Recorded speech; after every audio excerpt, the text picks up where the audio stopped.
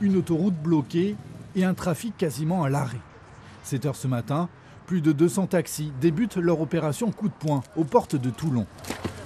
Un rassemblement pour exprimer la colère d'une profession face à la baisse annoncée du remboursement des trajets médicaux. 1,16 € au lieu de 2,32 € le kilomètre. Si ça vient à baisser de 40%, j'ai mon chiffre d'affaires qui baisse de 40% et c'est fini quoi pour moi. Et aujourd'hui, avec le prix des licences, avec tous les frais qui sont engendrés par les péages, l'essence, tout ça, on va pas s'en sortir. À l'heure actuelle, on estime que sur 66 000 taxis en France, il y en a probablement la moitié qui feront purement et simplement faillite si on applique ces règles. Thierry Briquet est taxi depuis 13 ans. S'il est aujourd'hui en grève, c'est aussi pour dénoncer la mise en place du transport partagé et son impact sur les patients. On déposerait nous nos patients et pour le retour, ça serait des plateformes qui géreraient ça.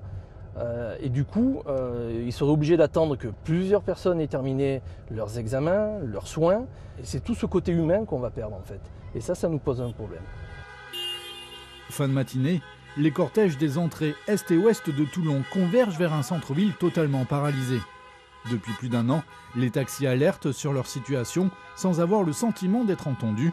Dans leur collimateur, le directeur de l'assurance maladie. Il y a eu des promesses qui ont été dites par l'assurance maladie et en fait on se rend compte qu'on est face à un personnage, Monsieur Fatom, qui ne tient des propos que mensongers en fait. Il nous méprise et il ment. Ce matin il dit sur RMC que l'attente va nous être payée. On a les écrits comme quoi ça ne va pas nous être payé. Donc à un moment donné, il faut arrêter de prendre ces gens-là pour des imbéciles.